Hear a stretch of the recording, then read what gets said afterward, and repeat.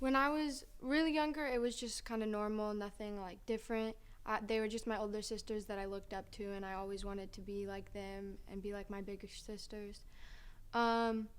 When my sister was in 4th grade and she went through some health stuff that we didn't know what was going on, it was a little bit different, and she got like a lot of attention for like her health stuff, and I was a little more responsible for myself and getting things done on my own. It causes extreme discomfort and pain in my stomach. So I just have to watch my diet, and then when I have an outburst of pain, I take medication to help. I have to avoid spicy food, tomatoes, fried food, carbonation, and then I have to be careful with onions and garlic and anything that could be like a strong spice.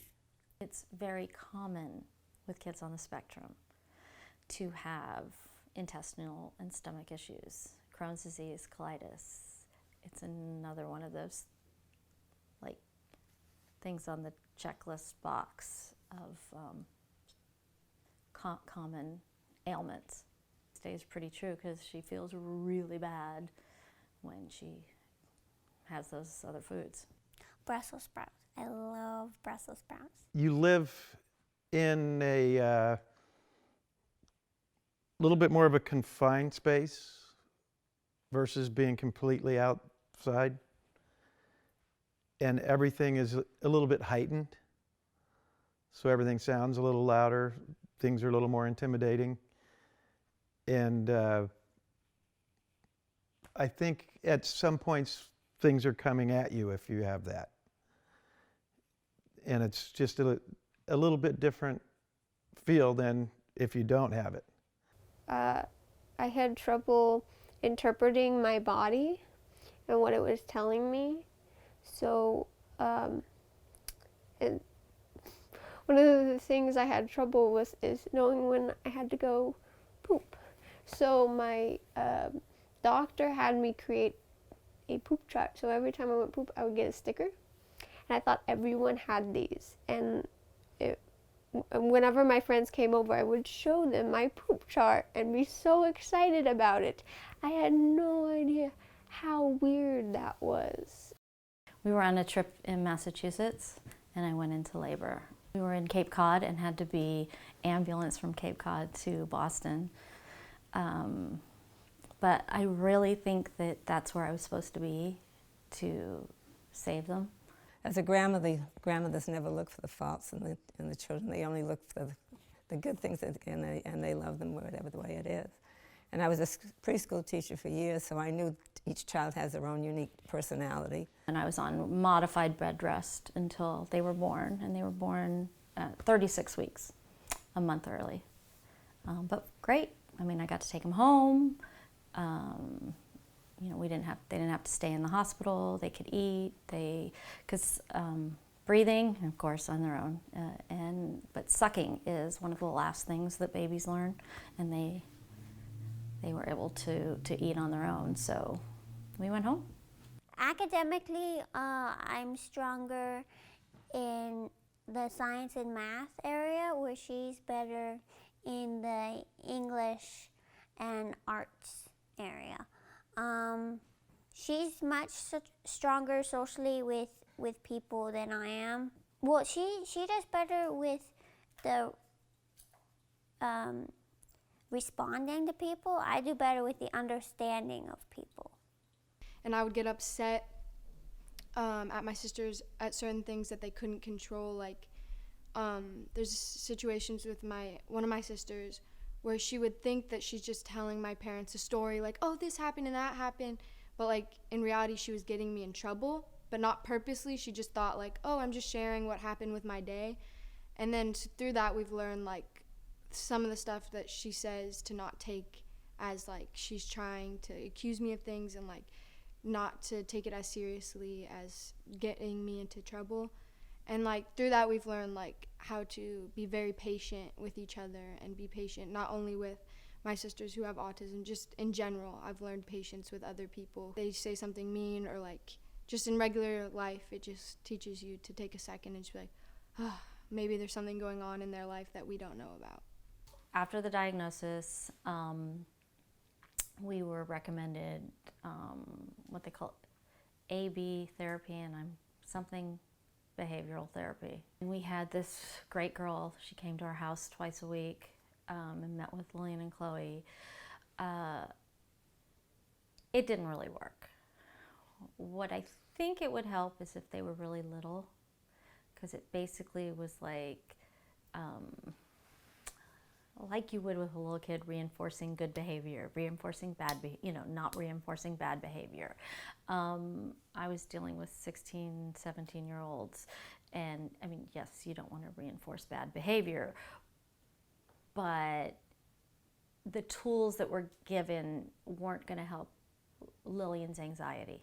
It made it a little bit easier because it was easier to understand different aspects of how to deal with what we're dealing with. So it was easier to talk to them and work with them and work with our own emotions and what was going on. They have extra time on testing when they're taking a test. They take them to a separate quiet place where they're by themselves instead of in a big group of people taking a test. And they also have, in their classes, they're able to get notes to look at, that if they can't be in a class or they miss a class, they send in a note taker that takes notes for them for that class, so they don't completely miss the class and have to catch up and figure it out on their own. Previous to it, when we didn't know, there was a lot of different things that we didn't know what was going on, and we'd be pressing them to do certain things, not knowing it was making it worse. Yes, it's different for both, but at certain points you just have to give them their space or give them protection and step in. When you see something going on, you step in and say, do you need to go somewhere where it's quiet? Do you need to go somewhere where there's not so many people? Do you need to go somewhere to get away from what you're feeling right now? I have a lot of sensory issues where my clothes have to have a certain softness to it, or they will bother me. I like it really, really warm. I have more sound sensory issues and she has touch sensory issues. So there are pitches that hurt me. Crowds are very overwhelming. Loud noises are hard to deal with. And I can hear things like the sound of electricity, like a light bulb. I can hear where most people can't hear those high-pitched ringing, and that bothers me a lot. When you would hug them, they didn't actually give you these great big bear hugs. They'd give you a little tiny one. And I thought, well, that's just, they just don't want to be, handled, with a great big hugs. And now when you hug them, they actually hug back because they. Yeah, I'm very excited to go back, especially for the social aspect. It's socializing is very difficult during gap year when you don't have someone else doing it with you. She was very shy, didn't like to look people in the eye, and she'd talk very quietly.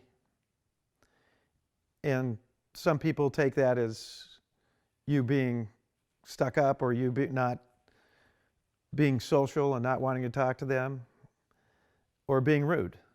A lot of adults look at it immediately as being rude.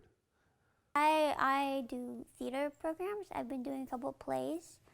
I helped to direct a play at the beginning of my gap year. I've gone to yoga and stuff with my dad, and I help out around the house. I've always had a blanket that's been something special. Recently we got weighted blankets, which are amazing. It's now my new favorite thing. When I was little, I would take my blanket everywhere, and I still like to take my blanket on vacation and stuff and to sleep with it at night. It's just something that makes me feel safe, no matter where I am, what's going on. Whenever I had a sensory overload, I would lay on the floor and put the blanket over my head, and it made me feel safe. By chance, one day we were late, and instead of dropping them off where everybody has playtime, the kids were all in circle time. And when we walked in, they went straight to circle time. So I told the teacher, I said, you know, I'm going to come back this time tomorrow and see what happens, and came back. So I realized they needed a task when we got there, that free play just was too overwhelming for them. I didn't know why, so we did that. When they started kindergarten, I told the kindergarten teacher, they have really separation anxiety, but if you give them a task when they walk in, they're fine. That's kind of it is an autistic behavior. I didn't know that. I didn't have a reason. It's just who they were, and I was just in tune to my babies and what they needed, and learned about defense mode, which most kids on the spectrum are in defense mode. That's when they shut down. That's when they can't handle things, and it's enough, and I'm done. Precursors are those meltdowns, and before, just done. It's always going to be a struggle, and it's not a magic pill, and there is no magic pill, and they're going to come in and out of defense mode, and this is their life. Lillian struggles more with social situations than Chloe, and she took a gap year from going to college, and hopefully is going in the fall, and she's excited about that. Chloe's thriving in college, which is huge, and she lives on campus, and that's so exciting for her and for us that she's able to do that. But there's daily struggles, and we're constantly going to try to help them figure that out.